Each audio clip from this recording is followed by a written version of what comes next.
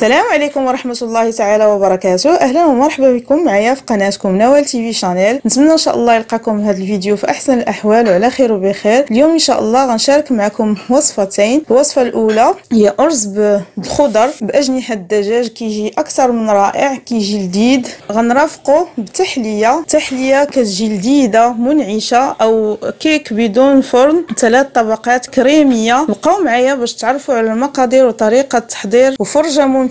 بسم الله على بركة الله. غنحتاج تحضير هذه الوصفة ان شاء الله. عندي اجنحة الدجاج الكمية اللي بغيتو على حسب عدد افراد الاسرة. عندي تقريبا 8 الاجنحة ديال الدجاج. عندي هنا 3 المعالق تقريبا ديال زيت الزيتون، عندي نصف ملعقة ديال بودرة الثوم، نصف ملعقة ديال الزعتر مجفف، نصف ملعقة ديال البصل بودرة او قشور البصل يابسه، عندي ملعقه صغيره عامره ديال السكنجبير، نصف ملعقه ديال الخرقوم او الكركم والقزبر يابس تقريبا ملعقه صغيره عامره، عندي ملعقه ديال الموطارد، ملعقه ديال صلصه الطماطم وملعقه ديال الكيتشوب والهريسه المعجونه. غنحتاج ايضا صلصه الصوجا. بسم الله تقريبا 2 معالق كبارين. الملح ما غاديش نضيفو، ما ذكرتش الملح. تندق نخلط التوابل. كنعرفوا الموطارد مالحه، الهريسه معجونه كتكون فيها واحد نسبه الملوحه، صلصه الصوجا ايضا كتكون مالحه. تنخلط هاد المكونات ندوقهم، الا احتاجوا الملحه ديك الساعه نزيدها. نخلط هاد التتبيله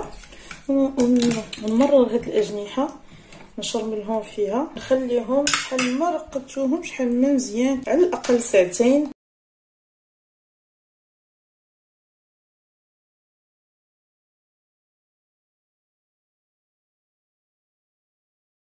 كما قلت لكم من بعد ما شرملتهم نخليهم نغطيهم ونخليهم في الثلاجه على الاقل واحد ساعتين. الا درتوهم في الليل الاحسن باش طيبوهم في الصباح. من بعد ما خليت هاد اجنحه الدجاج ساعتين، هنايا في مول اللي دهنته بشويه ديال الزيت ونقاد هاد الاجنحه ديالي على هاد الشكل. دقت الملحه كيف ما قلت لكم، ما درتش الملح من الاول على ود الموطارد وصلصه الصوجا ايضا الهريسه، وليت ضفت شويه فاش لقيتو ناقص شويه في الملحه. وغندخلو الفرن اللي مسخناه من قبل على درجه حراره 180. غنغطي عليه باش ما يتحرقش من الفوق شي ربع ساعه. دوز عاد نعري عليه باش يتحمر من الفوق، وندوز نحضر معكم الارز. من بعد ما درت الاجنحه ديال الدجاج في الفرن يطيبوا، غندوز نحضر معكم الارز اللي غنحتاج ليه. هنا عندي حبه بصل كبيره، حبه فلفل اللي مشويه ومغسوله ومنقيه، قطعه مربعات بحال هكا، فلفل اخضر وحبه فلفل احمر، فص ديال الثوم محكوك،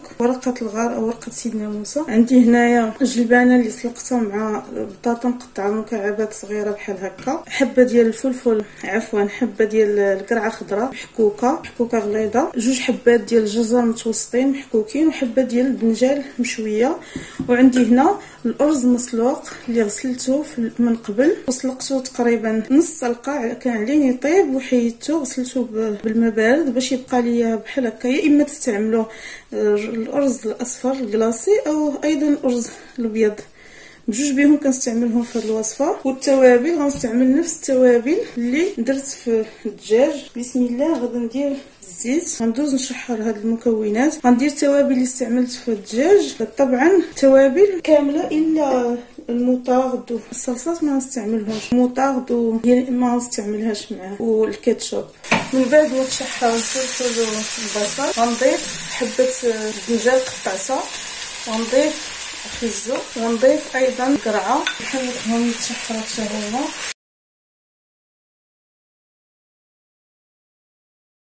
غنضيف التوابل، غنضيف الخرقوم والملح، غنضيف الابزار، غنضيف سكنجبير، ملعقه سكنجبير. من بعد ما يتشحروا ليا هاد الخضر مزيان، القرعه مع الخيزو مع الفلفل والبصل، غنضيف الجبانه والبطاطا اللي عندي مسلوقين. ممكن حبه البطاطس تستغنوا عليها. غنخليها تشحر شويه وتنكه حتى هي بهاد التوابل. وغنبدا نضيف الرز عندي نص كيلو، نقدر ما ندخلوش كامل، غنبقى نضيف بشويه. انا بغيت الخضر يبقاو باينين. نضيف واحد المقدار ونخلط. واخا يبقى ليا الرز مسلوق ممكن نستعملو في حاجه اخرى. كنضيف ونخلط يتنكه ليا الرز حتى هو بهاد التوابل والمذاق ديال الخضر على عافيه مهيله. غنستمر بحال هكا تنحصر على الكميه اللي بغيت، ندخل الكميه اللي بغيت ديال الرز، وغنضيف الربيع في الاخير باش يبقى اللون ديالو باين. ضفت الربيع خلطته. غنضيف في الاخير عصير حامضه كتعطي حتى هي واحد المذاق زوين بالحموضه مع المذاق ديال الفلفله مشويه والدنجال، كتعطي واحد المذاق هائل لهاد الرز. صافي غنخلطهم وغنقدمو. من بعد ما طابوا هاد الاجنحه ديال الدجاج تحمروا كيف ما كتشوفوا وطاب الارز ديالي حتى هو، غادي نقدمو. عندي هنا المول ديال المول العجين دهنته بشويه بالزيت وغنصب فيه هذا الارز. من بعد ما عملت الرز وسويت ليه السطح مزيان قرصته باش ياخذ لا فورم او الشكل ديال هذا المول العجين، ونجيب الطبسيل اللي غادي نقدم فيه هذا الارز ديالي وغادي نقلب فيه المول ونحاول نهزو بشويه. بسم الله. شفتوا معايا حصلنا على هاد لا فورم ديال المول العجين. هاد لاصوص اللي كاينه ديالو اللي طاب فيها ما غاديش نضيعها. قبل ما نوضع الجوانح غنديرها تحت منهم هنايا في هاد الدائره ديال المول العجين.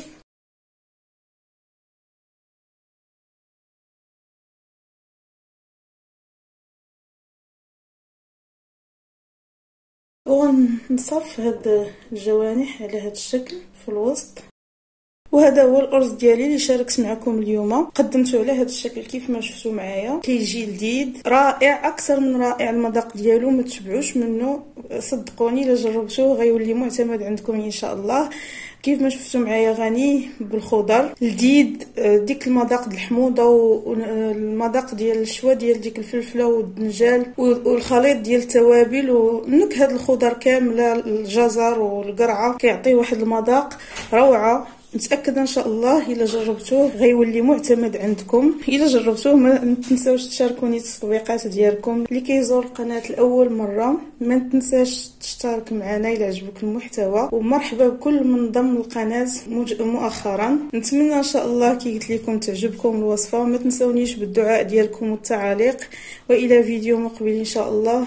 استودعكم الله الذي لا تضيع ودائعه. ودابا ندوزو نحضروا الوصفه المواليه. بسم الله على بركه الله. غنحتاجوا لتحضير هاد التحليه او هاد الطرطه. عندي هنايا 350 غرام ديال البسكويت. كميه البسكويت كتبقى على حساب القطر ديال المول اللي غتستعملوا. القياس ديال المول اللي غنستعمل 24 سنتيم. الا غتستعملوا مول كبر من هكا تزيدوا الكميه، غتستعملوا صغر من هكا تنقصوا الكميه. انا كنبغي الطبقه ديال البسكويت تجي باينه باش تجينا الطرطه عاليه كتجي عاطيه العين. غنستعمل معاها هنا معلقه صغيره ديال الكاكاو المر، معلقه كبيره ديال الكاكاو الحلو، عندي تقريبا 5 المعالق ديال الزبده اللي ذوبتهم، بوغ نوازيت ما خليتوش حتى اللون ديالها غماق بزاف، خليتها تبخر منها الماء ولات فيها النسمه ديال بوغ نوازيت. ولات بوغ نوازيت غير المذاق ديالها ماشي مجهد. غنستعمل هنا نكهه الناطا، ممكن تستعملوا اي نكهه بغيتو. بسم الله. غنبدا غنخلط هاد المكونات كاملين. نضيفوا الزبده ونخدم هذا البسكويت ما يجيناش معجن. ممكن نضيفوا معاه الفواكه الجافه، القرقاع واللوز مهرمشين، يجينا بحال السفوف. الا بغيتوا تزيدوا تغلقوا اللون ديالو تقدروا تزيدوا الكاكاو الا بغيتوا يكون اللون ديالو مغلق.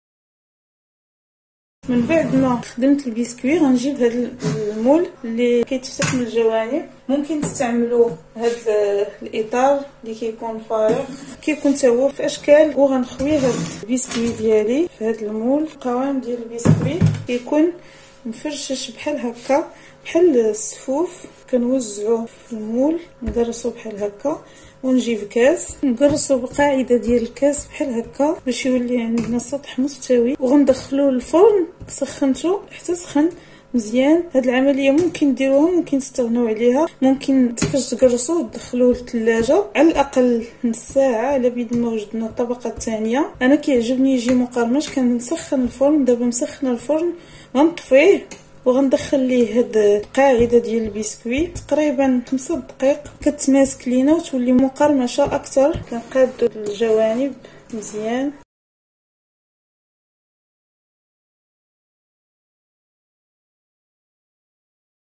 غندوز لتحضير الطبقه الثانيه. غنحتاج ليها عندي نصف لتر ديال الحليب، 3 المعالق كبار عامرين ديال مايزينا او نشا الذره، 3 المعالق كبار ديال السكر كيبقى على حساب الذوق. عندي 150 غرام ديال الكريمه السائله هي عندي بحال هكا حيت كانت عندي في المجمد. ونحتاج ايضا فاني للتنسيم. ممكن نسمو اي نكهه بغينا. غنخلط هاد المكونات، ممكن تحركوهم بالملعقه او بالضراب اليدوي. غنخلطهم بهاد الميكسور بلونجور.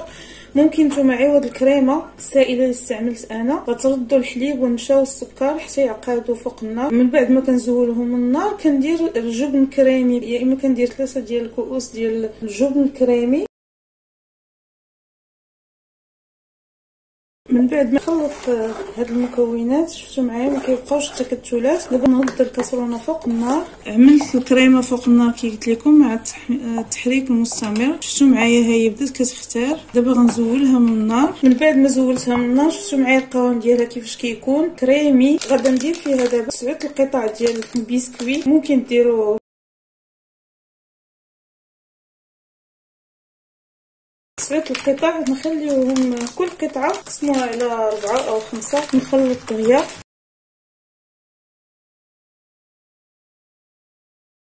وغنصبها فوق طبقه البسكويت. شفتوا معايا دخلتها للفرن وغنصب هاد الكريمه فوق الطبقه ديال البسكويت وغنخليها على جنب حتى تاخذ الحراره ديال المطبخ. وندخلها للثلاجه تماسك على الاقل 2 ساعات. الا كنتو مزروبين دخلوها للمجمد غير ساعه. من بعد ما تماسكت الطبقه الثانيه شفتوا معايا تماسكت، غنحتاج في هذه المرحله الطبقه الاخيره غنحتاج 4 الموزات او بنانات. كل بنانه قسمتها من النصف على هذا الشكل. بنانات صغارين في الحجم وغادي نقادهم بحال هكا على شكل ورده.